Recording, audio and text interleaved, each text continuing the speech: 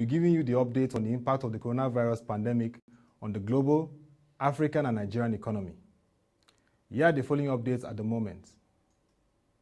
Nigeria's current COVID-19 confirmed cases still remains 135, with 2 deaths and 8 recoveries. Now on to global developments. The United Kingdom, through the Finance Ministry, is planning to treble its budget plans to find the COVID-19 for the country. The Debt Management Office, which raises cash for the Treasury, announced it will seek to raise £45 billion in April. On the other hand, the United States Treasury Secretary, Mr. Steve Mnuchin, is working tirelessly to ensure the American economy stabilizes as he leads the biggest COVID-19 relief program of $2 trillion, which will involve delivering grants and loans to businesses, sending checks to millions of American households, and expanding unemployment benefits amid soaring layoffs.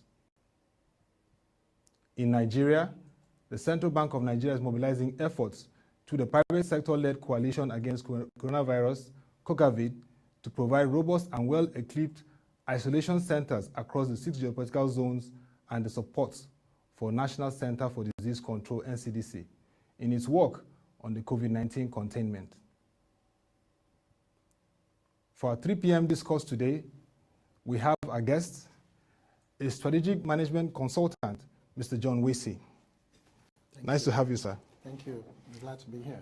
Also know that you are a media guru based on your experience over the years in the industry. Thank you. Now, let's look at this current lockdown across Lagos, FCT Abuja, and Ogun State, which has been extended to Friday to the approval from the president. That's for Ogun State. Prior to now, even before this session, you shared about the experience of a similar kind of lockdown that was in June 12, 1993 election period. Can you give us first that experience and, of course, how you're adjusting to this lockdown, which is having its impact on the socioeconomic space? Otto, thank you so much, and good afternoon, Nigerians. Firstly, I think we must first of all thank our frontliners. Yeah. The men and women, the doctors who are out there helping those that have tested in Nigeria to survive. It's a no mean feat. They are putting their lives on the line for us. Yes. We need to thank them. We They also deserve need to thank appreciation. the various government. The Lagos State government, they've done extremely well. Yeah. So we also want to thank them. Yeah. To a large extent, they're doing very well. Then the NCDC, we can't but talk about the commanding role and the leadership the LCDC has provided In this period. In this period. Yeah. If we look at other previous incidences that we've had. Yeah. So if we commend the NCDC, we're also commending the federal government for a job well done. Yes, sir. The closest to this could have been the June 12 issue. And those of us who are probably old enough at that point in time and aware knew the kind of lockdown that we had. Yeah. While some people still went out, this is totally different. This is a lockdown. Because it is, it then means a different kind of behavior needs to be done. It's not just in Nigeria, it's across the globe. Yeah. So that's what we are doing. What are the experiences? Let me take yesterday. So we have a spike on prices. Because Food prices and prices, prices. they all went up. Wow. That's my personal experience, Yeah. yesterday. Now, I took a drive around town just to see what is happening. Yeah. Long queues at the banks yesterday, long queues at the supermarkets with the 2.2 meter distance. Okay, I also wanted to get some things. Everybody's just rushing to meet up with We the are all time. rushing because we are just trying to try to see what we could avert to this period that we've done. We found ourselves, as the case may be. Yeah. So far, are we taking the right steps? My opinion, we're doing well. Could we do better? Yes. With respect to the infrastructure and the resources we currently have, if you look at what NCDC has done, as well as all its partners, the various state governments, the regional body of ECOWAS, and the African Center for Disease Control as well. There have been a fantastic collaboration between all of these institutions to make sure that we're able to deal with this pandemic. And that's very important, because when you look at, like you said, globally, and Africa level, there's been a huge challenge. In the US, I mean, between US and Spain, we're seeing rising cases of deaths and even active cases because of the pandemic, and even down to Italy. Don't forget that this originated from China, and there are a lot of learning points from China, like the NCDC DG was there to also learn, amongst others. But when you see the president commending the NCDC and the Federal Ministry of Health in his speech over the weekend about what they're doing and how they're trying to help to contain the COVID-19 spread in the country, how would you react to that, and what do you like to see happen more in terms of strengthening the health infrastructure, health system management, and of course the whole processes in the country? Well, I think the president maybe woke up and took a leadership position with a speech he made to the nation. That's my personal opinion, but it's commendable. Like they say, better late than never. Yes. Have we all learned from that speech? Yes. Someone was giving an analysis of the number of I's and the number of we's, you know, the pronouns that he used in the course of the speech. Yeah. Commending the NCDC is fantastic, because if you look at Ebola, you know, the kind of initial controversies, don't forget when Ebola happened, we're also actually in the middle of a transition. We're getting into an election. Yes. Unlike now, here is just a new term, and the president eventually stood up and spoke to the citizens, which I think is okay. Commending the NCDC and the Federal Ministry of Health, by the way, was fantastic. Can they do more? Yes. Lots of Nigerians have requested that, they've asked that when next is he going to talk to us? Well, it's neither here nor there. For example, but the presidential task force is doing their presidential task force is doing briefing, Boris Johnson is currently in isolation because he's testing tested positive. Yes, to the last news conference was done by the foreign secretary. What are we talking about?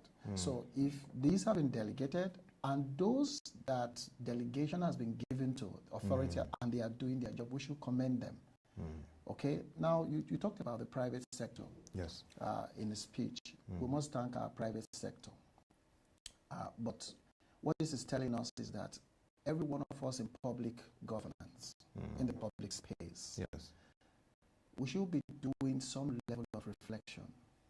On the private sector? Yes, some level of reflection.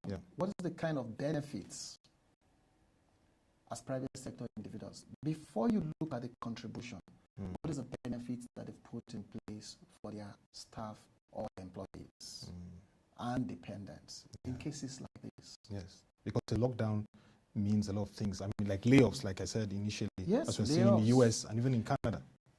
Layoffs, we've seen them happening. Okay, those are inevitable. For instance, the airline industry. Look at Air Canada laying off over 13,000 employees. What are you going to talk about? Industry is losing over $200 billion. I am aware, for example, even in Nigeria, one of the aviation service providers supporting the airlines have asked some of their contracted staff, very huge numbers, to go home until things stabilize. A line of response. We need to put on different thinking hats to be able to respond to the situation. So what does that mean? It then means that if you look at the fund that the private sector are putting together, from CBN and the various other groups. That's good. People have been asking. So how are we dealing with this? How's it going to impact even those at the lower strata? I don't believe that this is not 1993. Okay. Neither one stone age. People are wise now, and I think the barometer for accountability has also gone higher. I want to believe that there will be structures or governance processes in place to manage these funds. How it goes, we need to have that level of openness to say people will judiciously disburse these funds where they are needed. Yes. One, and I think one of the first things they need to do, the NCDC has said they want to expand the number of testing centers test centers. There are currently After 6. now, I think it's 7. Abakaliki is going to be switched on. They'll switch on Abakaliki soon. So, yeah. Now, what can we do within these funds that have been made by the private sector to create this? So we know it has to be properly done. That's the speed we need to do. And I'm sure the team at the presidential task force, yes, I am sure they are putting their hearts together to make sure that, appropriate priorities are put in place. We need to create more test centers. Yes, very important. We need to create more test centers to support, what the government is doing as it currently is. So that's what I think for now we should do. We should commend all these donations. We should commend them. So very welcome developments. They are very, very well welcome developments. By the way, it's not just corporate entities. Individuals too are making donations to the fund. I knew I stumbled on a number of individuals as they have, and they've made contributions. And we could also do that in various ways. We are here today. What are we doing? How inspiring and engaging on this issue. Our people for them to understand, what they need to do, what they need to be aware of, with the speech the president has made, and the various communication the various agencies are doing, is also to inspire hope in our people. Now, when you look at sub-national level, a lot of people have said that Lagos State has really been proactive. The governor, Sanwo-Olu, has been really on top of his game. As he always calls himself, the chief incident commander for Lagos State. And we also in private sector, for example, the 110-bed medical tent at the Onikon Stadium from private sector. We're seeing measures, like you talked about relief measures, food bank spaces for people that will need them and all that.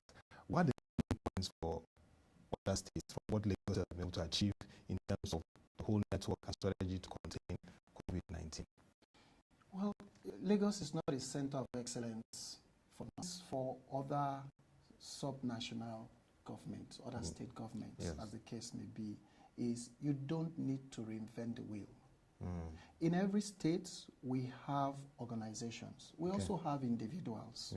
So the question is, how are the state governments or the state governors in those states or the governments in those states engaging the citizens of that state?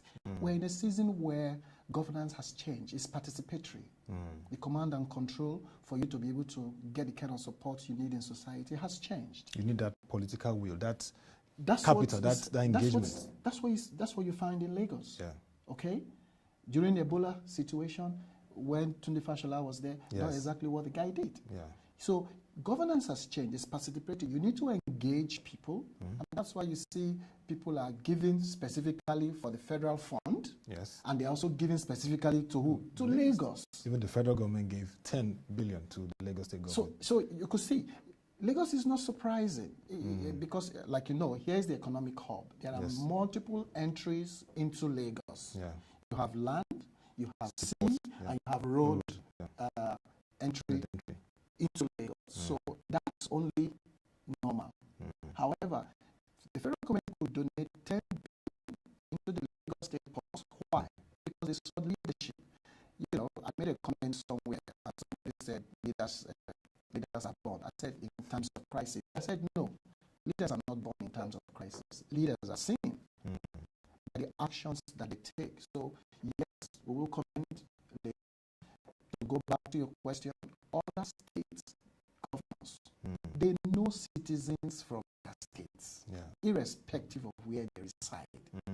This is the time for them to engage them, to say, how can we partner and work together? How can we partner and stop this crisis in this state? Whether we've gotten any case yet here or not, how can we partner to support, to do this? So I think that's good, that's commendable, as the case may be. Now, as a strategic management consultant, this is another opportunity and window again. People say new opportunity, new ideas will be birthed after this season, because this too shall pass, as we all believe. This whole phase will pass. Businesses now are encouraged to look at this opportunity, adopt it for businesses. From your experience, from your understanding and insight, how can businesses really adopt strategies to improve their operations in this period? Well, again, you need a change of mindset.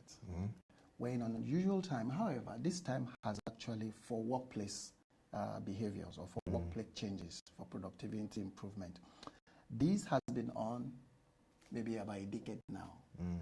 But maybe this pandemic has now made it mandatory for organizations to re-engineer the way they work.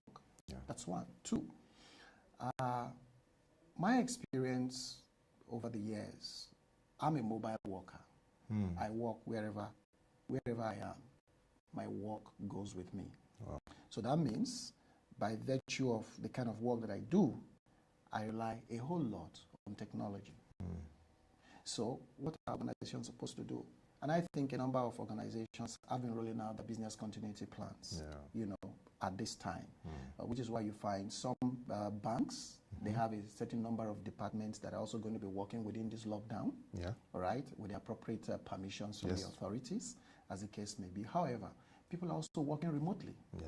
There's a friend of mine, and a partner in Canada, who they've been working from home, and he was saying, John, I've been working from home, but this is different.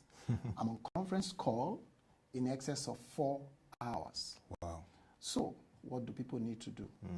Now, they need to roll out policies. Organizations in our client, right here in Nigeria, they need to roll out policies. But the CEOs themselves need to have a mind change. A shift in terms of strategy. Behavioral change. First is the behavior, then to roll out actions, strategies. How do we do this? How do we do that? How do we going to communicate? At what time and what time should we talk? One thing about working remotely is you must be specific on the time. You must have clear agendas. What we want, the kind of conversations we want to have during this period. It's not the time you'll be rambling. So this is the time you also know by your top teams who go straight, you need to talk to, and that kind of thing. One, chiefs, a number of organizations are having different work rotations to also support current processes. It's tough for people who do not know. For people who are also not used to working from home, especially for people who might be behind. It's a totally different mindset. It's something you must be optimistic and positive about. To say, okay, I'm still going to be opposite, or I'm still going to give the same level of productivity I used to give. The only difference now is I need to itemize what do I intend to achieve today or this week, or whenever I'm going to be working remotely to monitor my team. What do I need to do? So it then means if I'm a team leader, for example, I should have given tasks, of things that I want to accomplish in a certain period to every one of my teams. So all I do, especially if my tasks and whatever I'm doing is quite clear, I just monitor. Then I report to my own manager to say, okay, I'm able to give you this. This is what else do you need? So if we must talk together, we must also agree, because people are in their homes. We are Africans. You can't be calling people at ungodly hours. Yes. For both spouses. For both spouses. Now, these are cultural shifts that we need to be building. Workplace. Thank you. Future work. These are cultural shifts. You get my point. So if you're going to be calling, don't forget that if you are calling a female colleague an hour, that is not Africans. The man is the same thing. You and us, but these are cultural shifts that we need to begin to make in these times. But I think we're there. I think we're going to respond as people begin to realize the need for remote working, the need for us to think differently, to support, the firm's objective. These are critical for us to be able to look at. So that's what I think organizations will begin to do at this time. So even if it's physical or remote, productivity must not drop. It must be effective. Yes, whether it's physical or remote, if your objectives or your goals are clear, right, and you have the appropriate resources, most important resource is human capital. Yes. Forget every other thing. You've got talent in place to help you get what you want. Have the technology, but then you have. If you don't have the talent, technology will be a waste. So this is the time for leaders in firms to recognize the need to have the right talent to support them. To that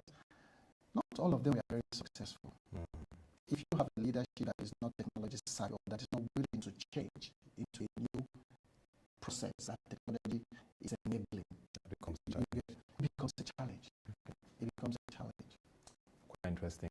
And then finally, what would be your word to Nigerians this period? Lockdown. You said you experienced a bit of it, but this generation, the new generation, has not experienced such, and they have to adjust for the next 14 days. I mean, in Lagos, in the FCT, and even in Ogun State. Okay, I think we must be optimistic. Are we going to overcome this virus? The answer is absolutely yes. My friends call me incurable optimist.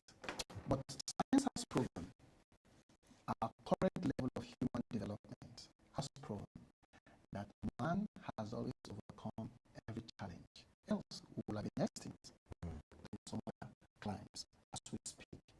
And I read from social media or some other traditional means people are using. For example, the Chinese, the recovery that is taking place in the Chinese, it was both the deployment of both Western medicine and Chinese traditional medicine that supported the recovery rates. So we must be optimistic to solutions. So it doesn't matter what you believe. What is your faith on? Is your faith on fear or is your faith on victory? If your faith is on victory, then you can develop courage to take what? Steps. You get my point? Yeah. Towards your expectation. That's my first recommendation. My second recommendation is courage and boldness. Two words look similar, they're different. Boldness says this is a time to take an unusual to take. Maybe we'll discuss that. Subsequent. In a subsequent edition. Yes. Thank you very much, Mr. John Wesley. It was really nice having you. And like you said, faith, courage, boldness. That's what some people through the war times, and definitely in school times. Thank you very much. And that'll be all for this edition of the WebTV Corona Watch. You can visit our website www.proshareenergy.com to get further updates from our market and economic reports. We'd also like you to join us for the evening live stream by 6 p.m. We'll be looking for your videos, tweets, and experience of Nigerians during the lockdown. See you then by that time. Thank you for watching and stay safe this period.